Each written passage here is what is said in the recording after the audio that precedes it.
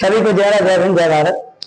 मैं हुसैन आज काफी दिनों बाद आपके साथ रूबरू हो रहा हूँ और जैसा कि नया साल आ गया है तो आप सभी को नए साल की हार्दिक शुभकामनाएं। उम्मीद है आपका पिछला साल अच्छा गया होगा और ये साल और भी अच्छा जाए, ऐसी मैं मनोकामना रखता हूँ। जैसा कि आपको पता है बोर्ड एग्जाम्स काफी नजदीक आ चुके हैं और बच्चों को ग्रामर में काफी दिक्कत होती है, तो इसलिए अब मैं एक सीरीज चलाने वाला हूं जो कि पूरी ग्रामर हुई 1.5 महीने के अंदर मैं पूरी ग्रामर उम्मीद है आपके लिए खत्म कर दूंगा और उससे आपको बहुत ही ज्यादा लाभ होने वाला है। मुझे उम्मीद है कि ये सारी क्लासेस अगर आप देख लेते हैं तो आपको ग्रामर के किसी भी टॉपिक में शायद ही कोई दिक्कत हो। तो चलिए आज मैं आपके लिए सबसे पहला टॉपिक लेकर आता हूँ जो कि है एक्टिव पैसिव। हालांकि कुछ बच्चों को मैं जानता हूँ कि टेंथ वगैरह में भी दिक्कत होती है, उसकी क्लास में मैं अलग से बनाऊंगा, लेकिन आज सबसे पहले मैं एक्टिव पैसिव से शुरुआत करता हूँ और उम्मीद है आपको ये क्लास पसंद आएगी। पसंद आए तो जरूर लाइक एंड सब्सक्राइब करिएगा। जैसा कि आज पहला टॉपिक हम लोग एक्टिव पैसिव पढ़ने वाले हैं, तो एक्टिव पैसिव होता क्या है सबसे पहले हम लोग ये समझते हैं। जैसा कि एक्टिव का कार्य होता है यानी कि जब कर्ता पर कार्य होता है, जब कर्ता द्वारा कार्य किया जाता है, जब कर्ता द्वारा कार्य किया जाता है तो उसको बोलते हैं एक्टिव वॉइस।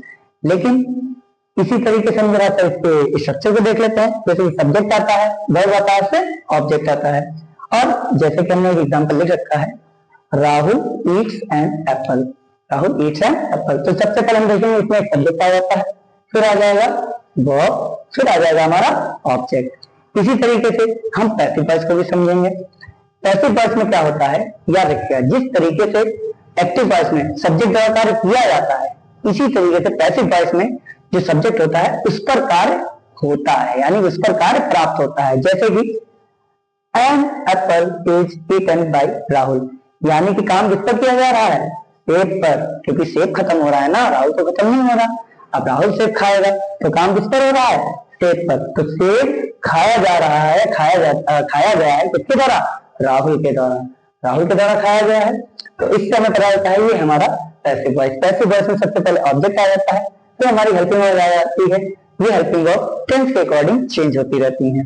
फिर इसके साथ हम लोग हमेशा वर्ब की थर्ड फॉर्म का प्रयोग करेंगे और फिर हम लोग बाई का प्रयोग करेंगे, यानी कि ये द्वारा के सेंस में बताने के लिए हम लोग बाई लगाते हैं, जो हम लोग बोलते हैं इसको एजेंट भी बोलते हैं, इसको हम एजेंट भी कहते हैं। और फिर आता है हमारा सब्जेक्ट, यानी कि इसमें जो ऑब्जेक्ट होता है वो सब्जेक्ट बन जाता है, सब्जेक्ट क्या बन जाता है, ऑब्जेक्ट बन जाता है। चलिए इसी के साथ हम थोड़े से रूल्स के बारे में बात कर लेते हैं। इतने सारे रूल्स हैं पर हम इनको बहुत ही आसानी से समझेंगे। चलिए पहले बार रूल्स से हम लोग रूबरू हो जाते हैं।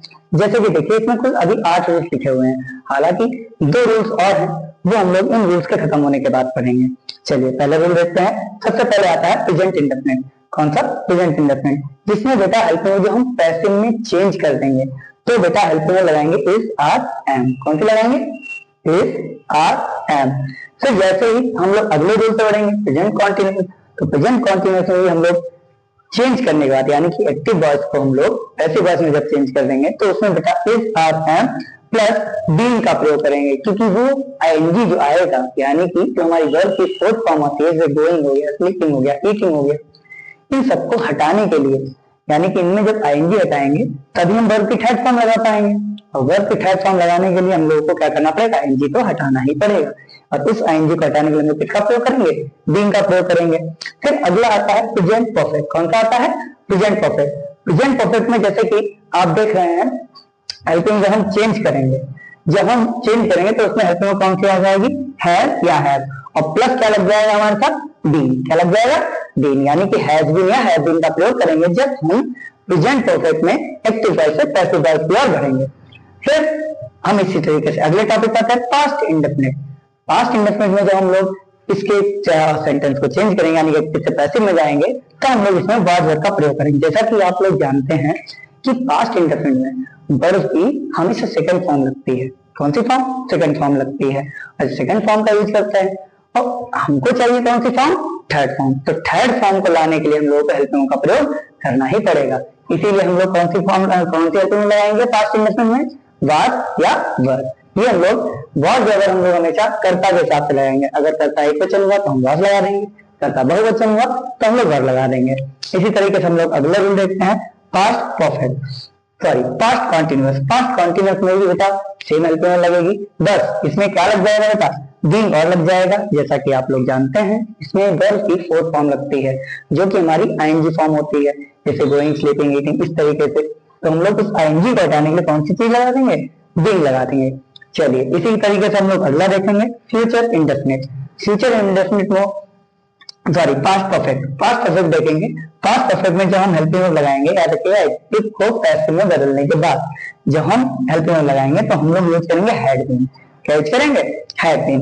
फिर हम लोग आते हैं फ्यूचर इंडेफिनिट से। फ्यूचर इंडेफिनिट में भी बेटा जब हम हेल्पिंग वर्ब चेंज करेंगे तो कुछ इस तरह करेंगे, या तो हम लोग विल भी लगाएंगे या तो शैल भी लगाएंगे, और इसके साथ याद रखिएगा वर्ब की थर्ड फॉर्म ही आएगी। फिर इसी तरीके से हम लोग देखते हैं फ्यूचर परफेक्ट में। फ्यूचर परफेक्ट में हम लोग विल शैल तो लगाएंगे ही लगाएंगे, लेकिन इनके साथ हैव बीन आएगा, या तो विल हैव बीन आएगा या तो शैल हैव बीन आएगा। और इसमें ना ही हम लोग फ्यूचर कॉन्टिन्यूअस बनाते हैं और ना ही फ्यूचर परफेक्ट कॉन्टिन्यूअस बनाते हैं। उम्मीद है आज आपको ये एक्टिव पैसिव काइंड को समझ में आया होगा। नहीं समझ में आया तो एक बार आप इसको पुनः देख सकते हैं।